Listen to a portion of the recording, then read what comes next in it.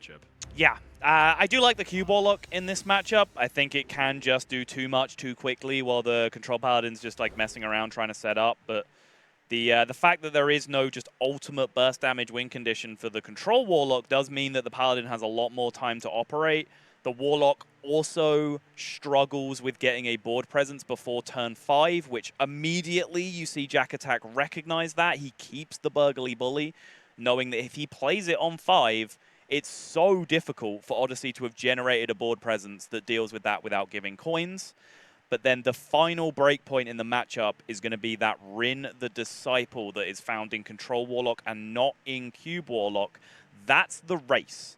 It's first off a dance where Odyssey will be trying to wait until he can activate it himself, play the Rin and kill it in the same turn, whereas Jack Attack will be trying to bait it out, if he even plays silence effects in his Paladin. Do you have Jack Attack's list in front of you? Because I do not. I have Odyssey's deck list. I also have Odyssey's deck list. How's that happened? This is Professor Oak that I have alongside here. Somewhere along the line, we have made a boo-boo, Frodan.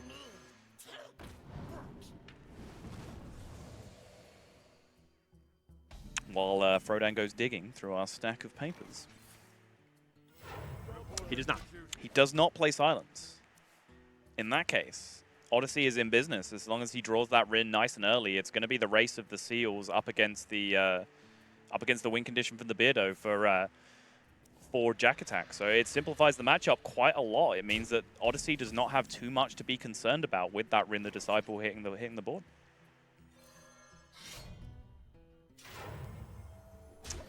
Interesting preemptive equip here for the Rallying Blade. What's he trying to snipe here?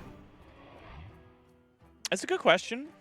I think he just wants to, control the board as best as he can, leading it through that turn 4 into turn 5, so that he's dominating with the Burgly Bully. Yeah. But more so, it's just an option of just mana efficiency, right? Like, he didn't have anything else to do on 3. He's not going to play his Beardo, so now he has Rallying Blade on 3, then he goes Beetle Hero Power on 4, then he has Burgly Bully on 5. It's just the most natural curve of his hand at this point. And it makes sense, too, given that we've seen Control Paladins struggle with sometimes having too big of a hand because they're trying to balance the coins with whatever cards, and because Control Paladins tend to play very slow anyways, it's like, do I have to even use some of the coins that I worked so hard to build towards? Mm-hmm.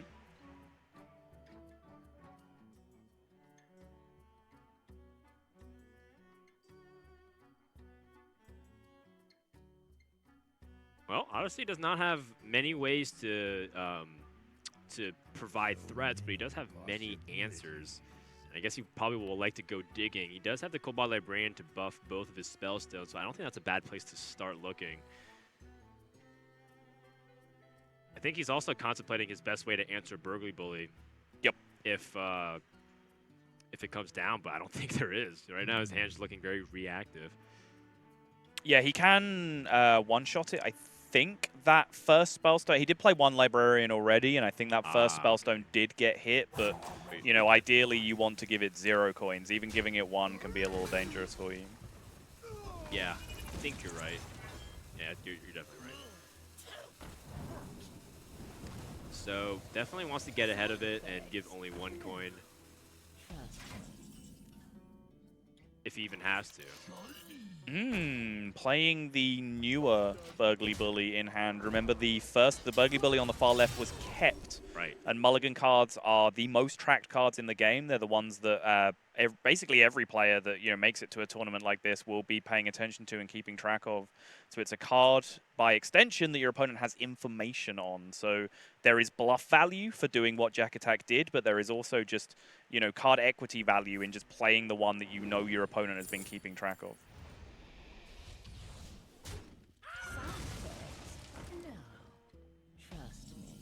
Skulking Geist can be pretty useful for Odyssey in shutting down the adaptation spell. Yep. But we all know that if he's able to get a second coin anyways, it doesn't really matter. And Jack Attack, of course, nodding, recognizing that he happens to hit a guy that has a counter to one of his decks, which is not necessarily completely intentional, but ends up being some big collateral damage. Yeah, I actually really like Geist in the meta right now. I feel very strange, being on this side of the debate, because back in the Jade Druid days, I didn't really like teching Skulking Geist in too much because it was the only deck that Geist was good against. Now no one's playing Jade Druid, and weirdly enough, I think Geist is quite strong, like almost universally, right? Because it hits Dark Pact, it hits Evolve. There's a little bit of an Evolve Shaman starting to come out now. It hits Inner Fire against Inner Fire Priest. Like there's so many decks where it just has small little disruptions. Paladin. Paladin adaptation, yeah, exactly. Yeah. And all of those cards, of course, are very crucial to how those decks succeed as well. So that's the big thing. A lot of people nitpick on other one-mana spells. Yep. Jack Attack picks up N'Zoth, so now he has some serious late-game potential to start pushing and pressuring the Warlock life total. Because based off the way things have panned out, I don't know if Jack Attack can actually reliably get off this combo just yet, but he does have a quality in the coin. Those are 2 cheap spells. If you can get 1 more coin, I think that ensures it. But it looks like he just wants to preserve his board as best as he can here. Set up for the Uther. Ooh, that is all the big boys in a row now for Jack Attack. This is exactly the kind of draw he wanted. All his combo pieces, both Burgly Bullies, Tyrion and N'Zoth. Yeah. But guess what, friend? That is an unaccounted for Primordial Drake that would have left him in trouble having used that equality, but now picking up the second copy of equality. He's actually kind of back in business again with that being the cheapest spell left in his deck with the adaptations now being destroyed by Geist. And because he only got 1 coin off the Burgly Bully, his plan's still going to remain the same. He's going to have to stick a single Horseman on the board and then go for a Auction Master Beto combo with equality in the coin. And this is hopefully a push for him, but I mean, Odyssey has waves and waves of removal 4 times over. Was merely a setback. Not that I've never ever tried this, but it's not like silence works on a Horseman, right? No, it does not.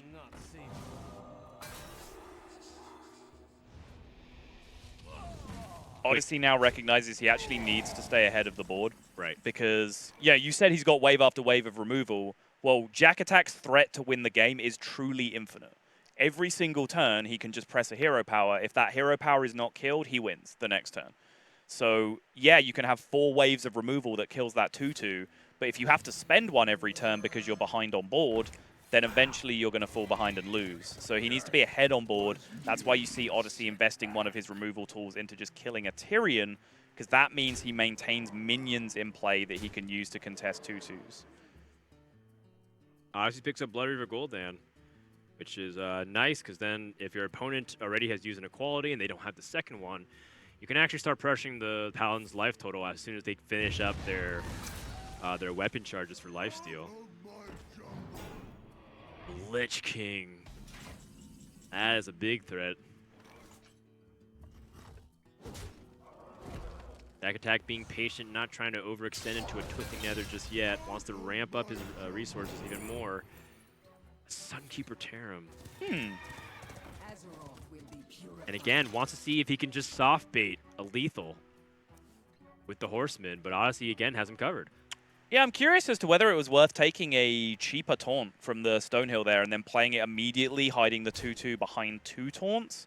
Then you ask your opponent for another removal spell to be able to challenge it, although you already do just with the Stonehill Defender, so I guess this is perfectly reasonable. It wouldn't have really changed the maths on Hellfire or Defile, so yeah, perfectly reasonable, I guess, just to take the highest value card with Sunkeeper Tarim. Ooh, Obliterate's actually a really nice one, too, in case Odyssey just needs to snipe something very quickly to get a proper trade. Jack Attack, about to pull trigger on the N'Zoth, knows that the Twisting Nether is very much a possibility, or even just a Hellfire clear. Aha, trying once again to sneak in the Horseman. I mean, I don't mind, you know, if your opponent ever falters the cadence once, you win. Yep. Force your opponents to have it. And there it is, 3/3 hidden behind a 3/7 taunt. Yet again, asks the question.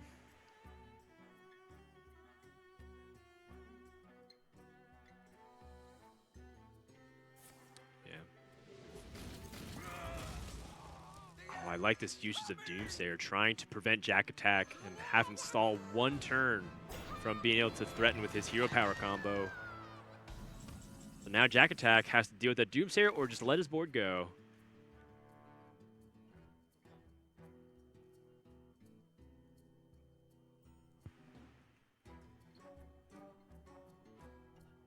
Five cards remain. on Odyssey's deck list, while 7 for Jack Attack. He's going for the equality. Still wants to get ahead. Yeah, I mean, so the theory here is, okay, that equality was his last answer to potentially Blood Reaver Gul'dan coming down.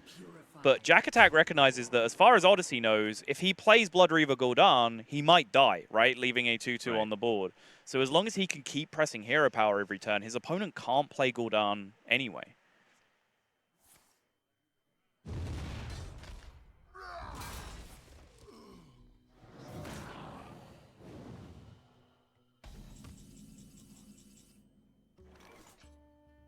Jack Attack gonna pull the trigger. He's gonna summon back some pretty powerful stuff with Tyrion. I'm not sure if the card draw is actually gonna be hurtful or beneficial to him because he's so deep into his deck. Right.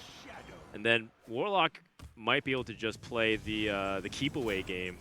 Whoa, whoa, whoa, whoa, whoa, whoa, whoa. Hang on a second. Loot Hoarders go into the 3-9. The Loot Hoarders and the 5-7 go into the 3-9, then you Pyro Consecrate for a full board clear. Yeah. And then you push, what, 10 damage then with the minions in play, plus 2 from the Consecrate. It's not lethal, but it's a ton of damage represented. And a weapon follow-up. 5, 9, 12. 14 damage this turn to 21. He's put him down to 7. Yep. Huge amount of damage going through. Then he has to Twisting Nether this. He doesn't have any other AoE. Right.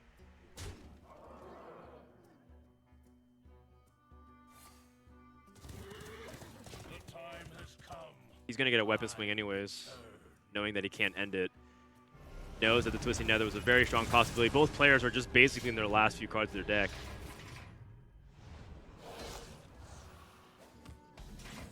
Is Jack Attack going to win this tournament the same way he qualified for it? Just weapon swing to the face. It's very possible. That was the story we heard. There is a Void Lord in hand, but there's now a Spike Ridge Steed availability for Jack Attack, which can make an incredibly sticky horseman on the board. Right, and a Spellbreaker was used. Odyssey only has one Spellbreaker in the deck. Jack Attack did have to use that final cheap spell on his deck, the Equality, though, to maintain the board state. So his ability to force out the 4 Horsemen is limited by that, but most importantly, he does just have this very, very aggressive board state now. Right. It forces out the Twisting Nether, which is one of the final universal clears that Odyssey has available to him. And also by doing this, Jack Attack still was putting pressure on. He's got 7 damage. Yep. Well, 8 if you count the Sunkeeper Cherub. As a Rag Light Lord, Call to Arms, not where you want to be seeing it in the bottom 2 cards of your deck. I mean, it helps him get 2 Horsemen out in a turn if he wants. That's true. Death was merely a setback. 2 Twisting Nethers have been used. You know the opponent will guarantee draw N'Zoth the Corruptor by now. Pegging his opponent on not having any more removal for this. He's going to try and set up the Auction Master Beardo because if he plays N'Zoth, he's going to get the hero powers anyways. Yep, this is great recognition. Any other play he makes, his opponent just plays N'Zoth and the game is over. So this is a great spot from Jack Attack. This is what he needed to do with his turn. And he knows that N'Zoth is available because every single card in the deck was. I continue to be so impressed how this guy can play the game so very, very well while taking such a casual, laid-back attitude towards everything. Is there any way for Odyssey to get out of here right now? Because he's kind of in a losing position. If he hero powers, he's not going to be able to play N'Zoth ever. And he's also on the fatigue situation now as well. Death Coil, Coin, Void Lord does look like the most stable option. That Death Knight card coming in super clutch to be able to take care of the Beardo. Jack Attack had everything accounted for apart from that random pickup from the Lich King. He knew it possibly could have been the Death Coil, but outside of that, he made the winning play based on the perfect information of the remaining cards in Odyssey's deck. Gonna shut down the Void Lord, has such a high health advantage. And now it doesn't even matter about the Horseman, he just has board presence. And Odyssey is completely cornered. he can't play N'Zoth ever, which to stabilize is what he needs to do. He can maintain a stalemate where he just pings away a horseman that then gets regenerated every single turn, but that is not good enough. Dan, I'm not seeing it. I can't think of a possible way, even if he summons N'Zoth, does he have enough turns to withstand fatigue damage? He does summon N'Zoth, and by my count, there are 3 horsemen on the board right now, Dan. He presses the button. The man, Jack Attack, who looked at this deck from Shoop and said, hey, that looks fun. Let me give it a try. Well, what is more fun than winning your first ever Hearthstone tournament, making a ton of fans, myself included, along the way? Jack Attack, congratulations, sir. You have been a breath of fresh air in this tournament, and you are a fitting champion